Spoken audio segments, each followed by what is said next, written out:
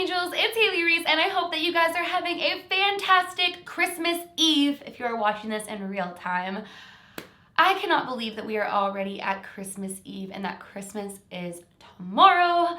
This whole month has been a whirlwind for me, both good and bad, and it's been stressful and amazing, and honestly right now, it doesn't really feel like Christmas for me, but I'm hoping that with today's terrifying, true Christmas Eve story, we can get into the Christmas spirit and talk about a terrifying encounter that was had with Santa. I just want to apologize to you guys for having missed some videos this month. It's been a really difficult month for me in a lot of ways, and it's also been an amazing month for me in a lot of ways, and I'm going to shed some light on that on Daily Hailey tomorrow. So make sure you guys tune in there for that. But today's video is a story that was shared with me a couple of weeks ago, and when I heard it, I could not shake it for at least a couple of hours. I kept thinking about it. I kept thinking about how much worse it could have been. I kept thinking about how terrifying it was. I kept thinking about the fact that this exists and that it happened, to the point where after talking with her and having her share her story and saying that I could share it, I felt like I needed to share it with you guys on Christmas Eve as number one, a cautionary tale, but number two, it's just a terrifying Christmas Eve experience.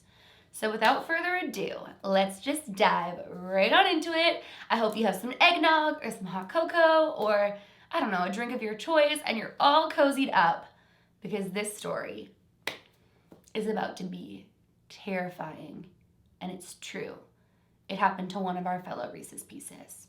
So a couple of weeks ago, a woman by the name of Mo reached out to me sharing how Christmas time has become kind of a time of traumatic flashbacks to something that happened to her that, looking back as an adult, is so terrifying. And now that she has kids of her own, is all the more terrifying to her. And it all happened on a Christmas Eve in her home. So Mo said that her and her family have always had really strong Christmas traditions. They celebrate Christmas. They're very, very specific about how they celebrate Christmas. They always do the same family Christmas things on Christmas Eve. They always do the same family Christmas things on Christmas Day. And it's just a time of tradition for her. And growing up in a family that was so keen on Christmas, Mo felt like all she wanted to do was meet Santa, see the man who was giving her all the wonderful things that she'd asked for that year on good behavior. And so every single Christmas Eve, all she would want was to catch a glimpse of Santa or hear the reindeers land on the top of the house or have some sort of an encounter with him, which is something that I can personally really relate to. I remember growing up, my sister and I would sometimes make vows and pacts together to stay up all night and listen. And when we heard Santa, we would run downstairs and see him, and he'd be there with like his big thing of toys. And, you know, we really, really wanted to. But unfortunately, my mom was very specific about the fact that if we stayed up all night waiting up for Santa, or if we went downstairs when we heard Santa, his magic wouldn't work and we wouldn't get any gifts. So my sister and I never actually went downstairs to confront Santa. In fact, one Christmas Eve, I caught the stomach flu. I was vomiting everywhere, and I was like yelling for my mom at the top of the stairs because I was so scared to go downstairs, and heaven forbid, it's not my mom I hear down there, it's Santa, and then I ruin the Christmas magic. So we were very careful about actually going to see Santa, although we really wanted to. So when Mo told me that this was a lifelong dream of hers as a child, to meet Santa, I understood that, and I related to that.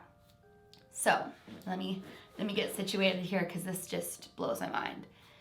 It was one Christmas Eve and everything was going as planned for Mo and her family. They had their big Christmas Eve dinner, they opened up some gifts, they had an awesome night, and the kids were tucked away in bed. Now, she said that her home was kind of situated in the countryside. She didn't have any near neighbors, there was nobody directly next to her home.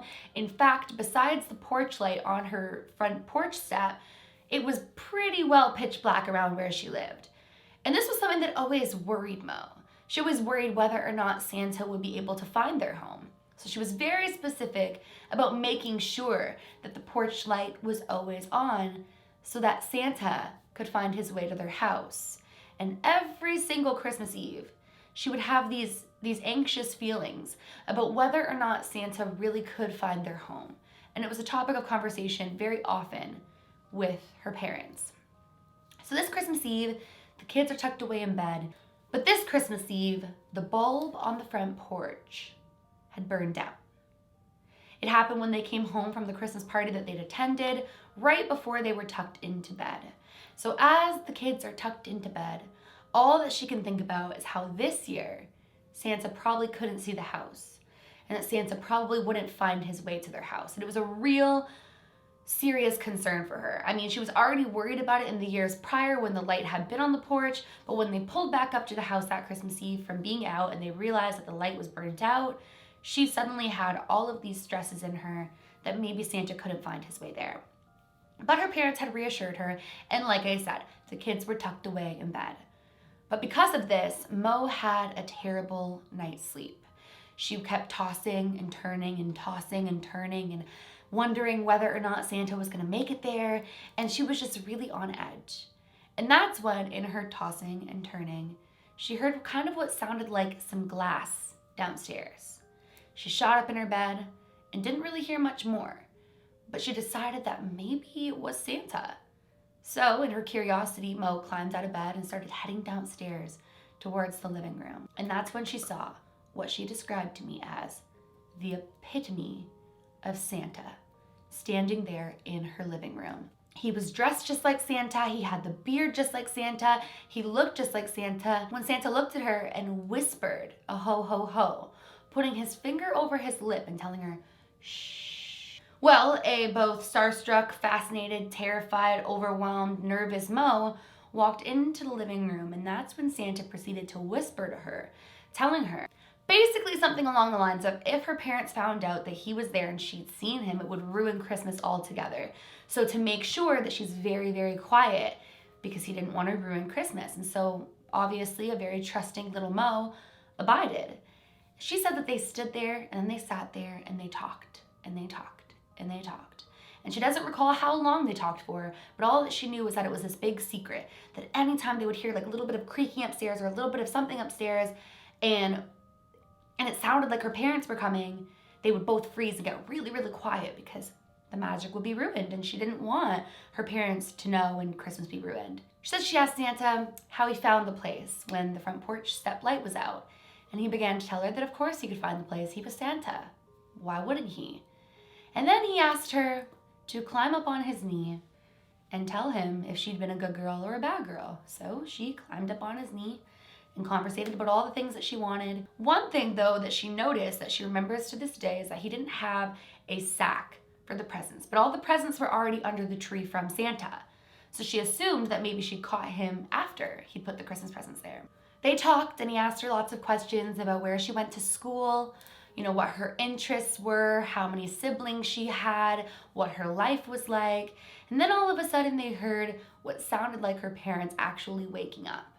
And both of them panicking, Mo stood up and she went to run back upstairs and Santa waved goodbye to her. Now, the next morning, Mo woke up and her house was kind of in a little bit of chaos. There was police there was a whole bunch of family and friends there, and her family never really told her what had happened because she was so young, just that opening up the Christmas presents would have to wait until a little bit later. Now at first, Mo thought, did she ruin Christmas? Did they find out that she had been talking to Santa? So she vowed never to repeat who she'd spoken to that night. But she asked her mom and dad, is Christmas ruined? Is Christmas okay? And they said, Christmas is fine. Santa came, all is good. Just let us deal with this adult matter. And so they did. They dealt with the adult matter. The police left. They had their delayed Christmas. And years and years and years went on without Mo ever seeing Santa again. Then as an adult, that memory had faded and it almost seemed like a dream to her. She said that she thought that she dreamt and imagined the whole entire thing, and that of course she hadn't really seen Santa standing there in her living room. But it wasn't until one Christmas, where her parents began reminiscing on a Christmas Eve, where their home had been broken into, that somebody had cut their way into the house, and that what was most peculiar was that they hadn't stolen anything. They hadn't taken anything. If it wasn't for the evidence of them having broken in, and the muddy, slushy footprints through the house, they would have had no idea. And of course, Mo, not even remembering or not even piecing two and two together, asked them, well, how did this happen? When did this happen? Why did this happen? And that's when they told her that they think it was because every night they always had a porch light on. And this one night, they didn't. This one Christmas Eve, there was no porch light. So maybe the intruder thought that nobody was home. And that's when Mo pieced two and two together. No porch light. Break-in. I met Santa.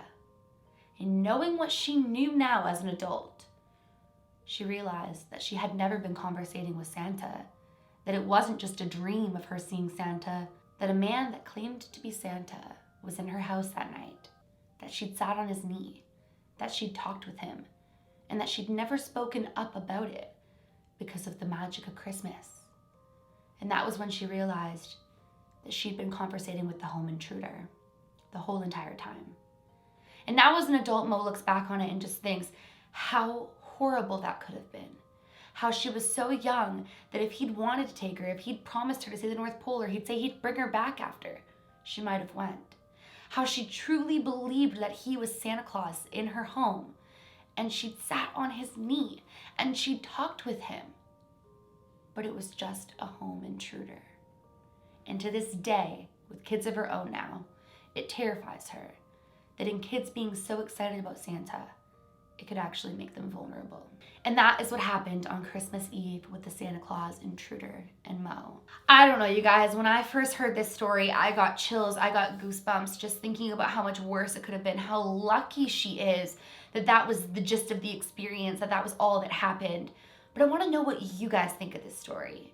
Please let me know in the comments below. And that is it for today's Christmas Eve scary true story. If you guys are new to my channel, or you are just not yet subscribed but you do enjoy my videos, I would absolutely love it if you go ahead and click that subscribe button, and please give this video a big thumbs up if you did enjoy it. Remember, my loves, do all things with kindness, and Merry Christmas early. I love you guys so much. You are the greatest gift I have ever received. So I hope you guys have an incredible night, and until tomorrow, I love you guys.